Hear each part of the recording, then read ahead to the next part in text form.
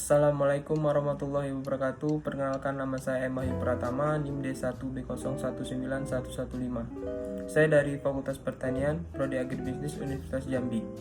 Tujuan video ini dibuat adalah untuk memenuhi tugas individu yang diberikan oleh Ibu Dr. Insinyur Ira Wahyuni Magister Pertanian pada mata kuliah Ekonomi Pertanian. Di sini saya akan menjelaskan tentang pemasaran hasil pertanian. Baik, pada slide pertama kita masuk definisi pemasaran. Pemasaran adalah suatu kegiatan usaha atau bisnis untuk memenuhi kebutuhan dan keinginan konsumen melalui pendistribusian suatu produk. Selanjutnya, konsep pemasaran. Di sini ada 4 kelompok konsep pemasaran. Yang pertama itu pasar sasaran. Pasar sasaran adalah memilih pasar sasaran yang tepat dan membentuk aktiviti pemasaran dengan sempurna. Yang kedua, keperluan pengguna. Itu adalah memahami kehendak sebenar pengguna dan memenuhi dengan lebih efektif. Yang ketiga, pemasaran berintegrasi adalah kesemuaan fungsi atau sub-unit industri bekerja sama memenuhi tanggung jawab pemasaran. Yang terakhir itu ada keuntungan. Keuntungan itu sendiri adalah mencapai keuntungan melalui kepuasan pelanggan. Tujuan pemasaran. Tujuan pemasaran adalah mencari keuntungan dengan memenuhi kebutuhan dan keinginan konsumen sehingga dapat memuaskan konsumen itu sendiri. Pada tujuan pemasaran ini dibagi menjadi 4 kelompok. Yang pertama, produk, harga, tempat, dan promosi. Untuk produk sendiri, itu keragaman produk, kualitas, desain, ciri, nama, merek, kemasan, ukuran, pelayanan, garansi, dan imbalan. Sedangkan harga, itu adalah daftar harga, rabat, diskon, potongan harga khusus, periode pembayaran, dan syarat kredit. Yang ketiga, tempat, yaitu saluran pemasaran, cakupan pasar, pengkelompokan lokasi, persediaan, dan transportasi. Dan yang terakhir, promosi. Promosi adalah promosi penjualan, meliputi periklanan, tenaga penjualan, kehumasan, dan pemasaran secara langsung. Pasar. Yang dimaksud dengan pasar adalah tempat pertemuan penjual dan pembeli atau sekelompok orang yang melakukan tawar-menawar sehingga terbentuk harga. Pasar atau konsumen dapat dibedakan menjadi 2 golongan, yakni konsumen akhir atau pasar konsumen dan pasar bisnis atau pasar industri. Perbedaan pemasaran dan penjualan. Pemasaran yang pertama itu tekanannya pada keinginan dan kebutuhan konsumen. Yang kedua, perencanaan berorientasi ke hasil jangka panjang berdasarkan produk-produk baru. Yang ketiga, perusahaan pertama-tama menunjukkan apa yang diinginkan konsumen dan kemudian membuat atau mencari jalan keluarnya.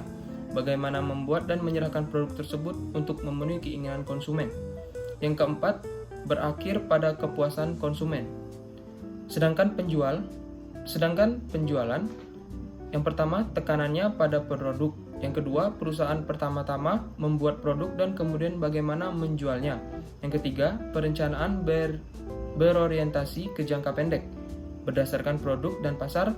Yang keempat itu tekanannya pada kebutuhan penjual. Dan yang terakhir, manajemen berorientasi pada laba volume penjualan. Dari kedua perbedaan tersebut dapat disimpulkan bahwa penjualan berawal dari produk dan berakhir pada ketentuan atau laba, sedangkan pemasaran berawal dari keinginan konsumen dan berakhir pada kepuasan konsumen itu sendiri. Manfaat pemasaran terbagi menjadi 4. Yang pertama itu kegunaan bentuk. Biasanya mengubah bentuk bahan mentah dan menciptakan sesuatu yang baru atau mengubah bentuk sesuai keinginan konsumen. Yang kedua itu kegunaan tempat, yaitu produk tersedia di suatu tempat yang masyarakatnya menginginkan barang tersebut atau pendistribusian produk. Yang ketiga, kegunaan waktu, yaitu produk tersedia pada saat yang diinginkan atau dibutuhkan. Yang terakhir, kegunaan milik, yaitu barang ditransfer atau ditempatkan atas kontrol dari seorang yang menginginkan, atau perpindahan kepemilikan suatu produk dari produsen kepada konsumen. Fungsi pemasaran. Dalam proses pengaliran barang dari produsen ke konsumen, diperlukan aktivitas, tindakan, atau perlakuan-perlakuan untuk memperlancar perpindahan hak milik barang yang diistilahkan sebagai fungsi pemasaran. Fungsi pemasaran terbagi menjadi 4, yaitu fungsi penyimpanan, fungsi transportasi, fungsi grading dan standarisasi, dan fungsi periklanan. Fungsi penyimpanan dilihat dari PowerPoint. Dalam usaha penyimpanan, ada beberapa hal yang perlu mendapat perhatian. Di antaranya yang pertama, jumlah stok yang dimiliki, jumlah stok regional, nasional, dan dunia, cara-cara pengolahan dan pembiayaan stok, cara mengurangi biaya operasi penyimpanan dan pengelolaan persediaan, tingkat volume stok yang efisien dan efektif, dan terakhir, perkiraan lama penyimpanan yang akan dilakukan. Biaya penyimpanan dapat ditekan dengan cara 1. Pemberantasan hama selama penyimpanan. Yang kedua, pelaksanaan panen yang tepat. Yang ketiga, perbaikan konstruksi gudang sesuai dengan sifat barang. Dan yang keempat, kandungan air dari barang yang tepat. Yang kedua, fungsi transportasi. Biaya transportasi ditentukan oleh A. Lokasi produksi, B. Area pasar yang dilayani, C. Bentuk produk yang dipasarkan, dan D. Ukuran dan kualitas produk yang dipasarkan.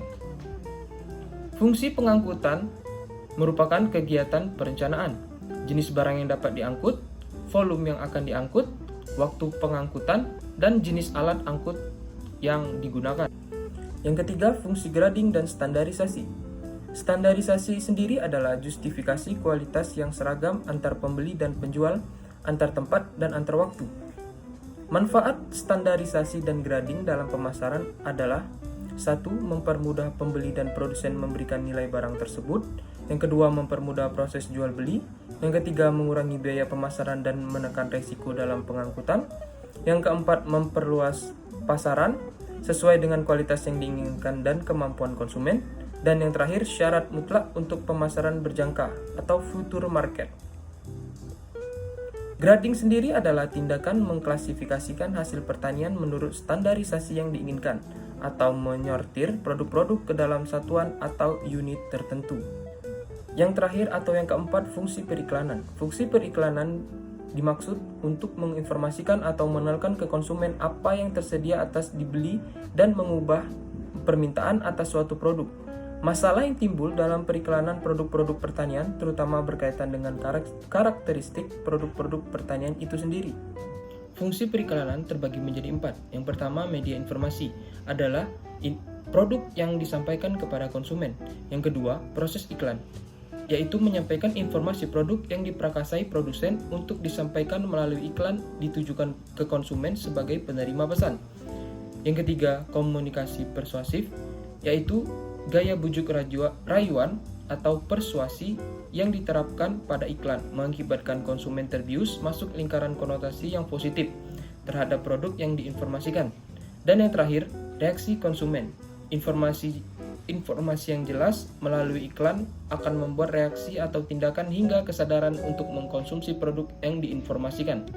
Maksud produsen terhadap tampilan produk yang dipublikasikan melalui periklanan antara lain. Yang pertama, memperkenalkan identitas produk yang diinformasikan dan menjelaskan perbedaan produk dengan yang lain. Yang kedua, mengkomunikasikan konsep produk, yaitu manfaat dan kelebihannya dari segi fungsional, psikologis, atau nilai pasar sasaran. Yang ketiga, mengarahkan pemakaian produk baik yang lama atau yang baru kepada sasaran. Yang keempat, memberitahukan tempat penjualan atau pembelian untuk merangsang distribusi yang lebih luas. Yang kelima, meningkatkan penjualan yang berarti pula produk akan meningkat.